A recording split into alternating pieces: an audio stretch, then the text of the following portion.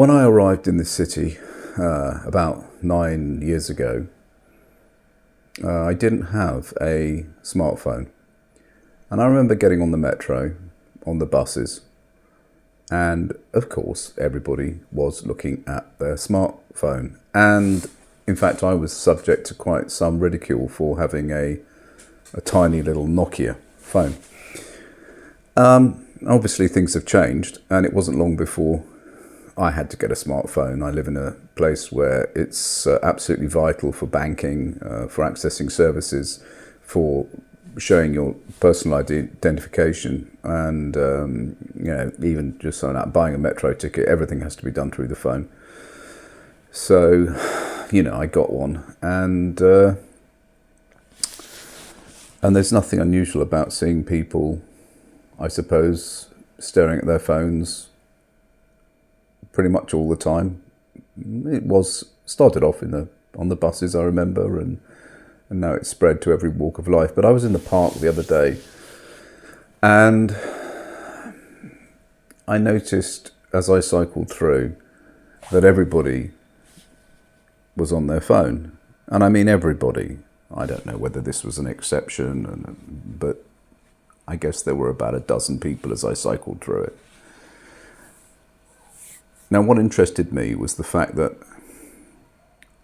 these people were not on their own. Mainly it was three types of people. There were dog walkers who were walking their dogs on the phone. There were women pushing prams with small babies, they were on their phone. And there was a couple of guys with like toddlers, young kids, again on their phone. And it was a beautiful day, lovely blue sky, and the flowers were out. It was a real picture, but each of these people, and this was 100% of people, were completely oblivious not only to their surroundings and the fact that, and we have very short springs here, so you should take advantage of it, the colour, but also they were completely oblivious to their children, to their dogs. So that all of these things was like inconveniences to their phone scrolling. So they weren't present at all. They were devolved from the reality of their own existence. And it reminded me of those zombie films. Some time ago, Roger Waters wrote this album called Amused to Death, which was, I suppose it was an idea that we are oblivious to what's happening in the world. Now, I think he was talking politically, because we were kind of amusing ourselves to death. And in fact, on the cover of that album, I think he had a TV screen. Well, of course, the TV has now been long replaced by the phone. But that album was inspired by a book called Amusing Ourselves to Death. And in that book, which was by Neil Postman, and in that book, he compared Orwell's 1984 and Huxley's Brave New World. And the idea was, in a way, that there's no fear about the government banning books, which was talked about in Orwell's 1984, but it was more likely that nobody would read books anymore. And again, that reminded me of a lecture by Will Self, the writer, which was called, I think, The End of the Novel, and this idea that nobody reads books anymore. So all of these things are kind of linked. And going back to those zombie movies, they say the same thing, although obviously in a much more visual language.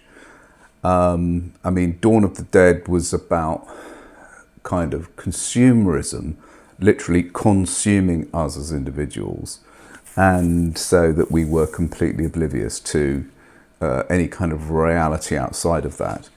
And then there was The Walking Dead, which had a theme of that the survivors, in a way, became sort of so numbed to their kind of existence with the zombies, that they, in a way, they became like the zombies. They were the zombies.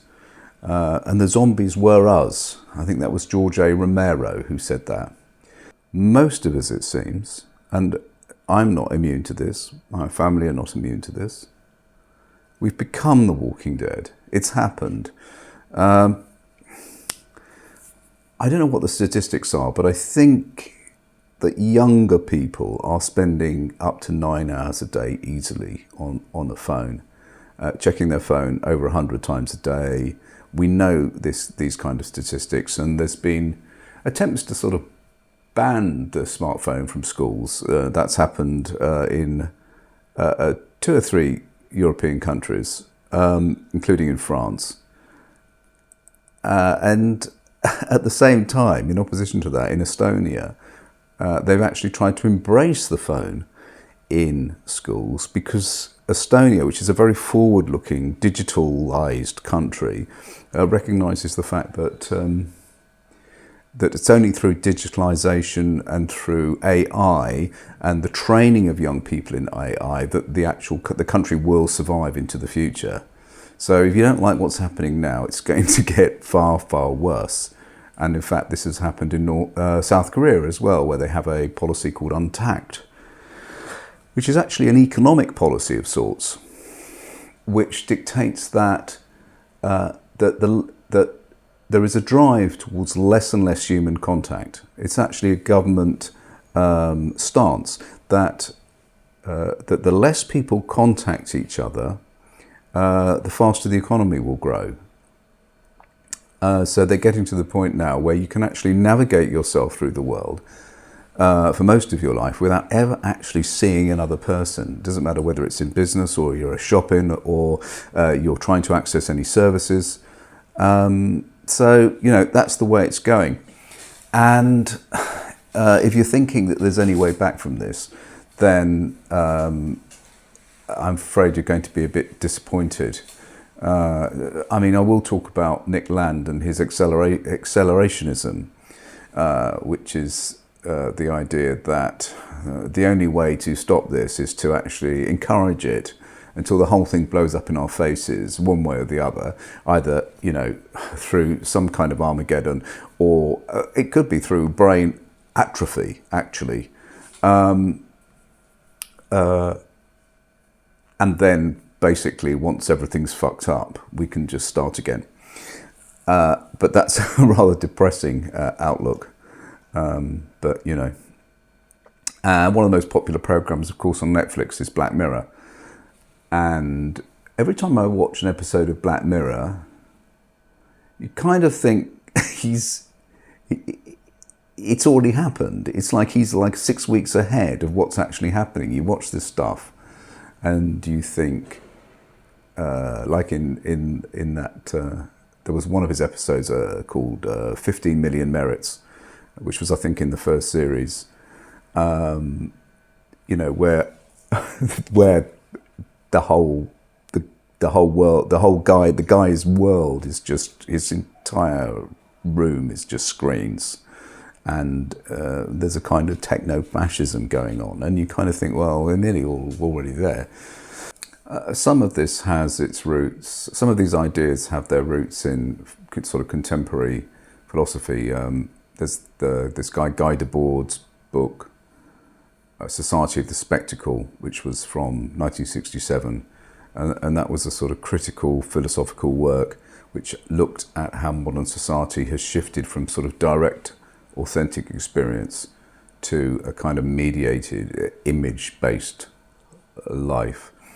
And we all know what he means by that. He's saying that, you know, that our real kind of visceral lived experience has been replaced by images and representation, video, instead of experiencing things for what they actually are. Typically, like, say, a concert or some sort of event, you know, where you go to all the effort of turning up and you end up, you know, holding your camera up and filming it rather than actually being absorbed in it and actually watching it.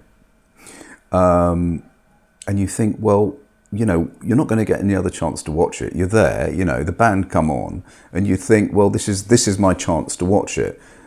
It's a bit of a strange thing, isn't it, to actually put your phone up and film the concert. The idea being that I'm at the concert, but I'll watch it later. Very strange. Now, of course, we all know they don't actually ever watch those bloody videos anyway, so it's a rather strange kind of thing. And in fact, you know, there are a few people like The Darkness, that band, The Darkness, who won't actually let people film. Some people remove some bands and some artists. They actually remove the phones as they come in, but you can't do that with a very large audience. Okay, so they just will stop playing and just get people just to. They'll try and talk them out of it, actually. But these people are addicted, of course. We're all addicted to it. You know, I saw those when I was in the park, and I saw those kids who were like an inconvenience to the parents' enjoyment of their phone or whatever they're doing. And those poor dogs getting dragged around because the owners of those dogs were not really engaging with them. They weren't enjoying the amazement of these dogs, which don't live that long, you know. They've got 12 years or something. You'd think that you would try and squeeze every moment out of that relationship. There's no going back from this. We're not going to suddenly put down our phones. We are fully addicted to this kind of medium. And the way that media is it is delivered. For example, the new trend in film, actually, not so much here, but it's coming, and it's coming fast. But certainly in Asia and in other places, particularly China and Korea and Japan to a certain extent, is this films being made for mobile phones, which are made in very short segments, 1 or 2 minutes, sliced up, cliffhanger at the end of every minute. And these are kind of delivered in an endless wave after wave to your phone. And, you know, they can go on for 2, 3, 4 hours, and they have all the kind of narrative norms of a movie, but they're delivered in this particular way, these kind of 1 minute segments, and they're actually making more money than the entire sort of cinematic box office in these places. So we've gone from people sort of giving up the book, which of course does seem a very kind of tired, old-fashioned instrument now of knowledge, to these kind of movies, which are delivered in kind of short, sharp bursts. And I've actually managed to watch some of one of them, and it was a kind of romantic kind of drama, if you like, had a slight soap opera feel about it. But I wouldn't say it was particularly nourishing. You know, if you've got to have a cliffhanger every minute, you can imagine how it sort of pans out. So that's all I really wanted to say. I mean, I know it's not groundbreaking, of course, but I think the main thing was that it's an old cliche, but the future is here now, and it's not particularly attractive to me anyway. And there are ramifications of this world that we are now living in, and how do we negotiate them? What can we do about it? Do we have to take some sort of single-minded, sort of individualistic approach to it? I wrote a book about 20 years ago, which I kind of paraphrase it. It was sort of about dropping out.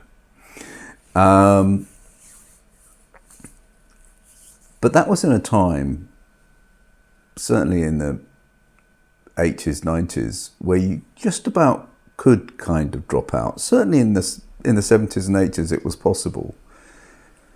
You can't really drop out now. If you try and drop out, you'll be very, very soon in the gutter. You'll be very quickly ostracised. You'll be in trouble quite quickly. Whereas it was possible to get very cheap accommodation, jobs were plentiful, be it clerical work, factory work, and also creative work, actually. Most of the creative work has gone now. So dropping out is not really an option. So we're kind of stuck. We need to think about ways of negotiating this. And those are the things that I will continue, I think, to talk about. But there you go. We are the Walking Dead. Thanks.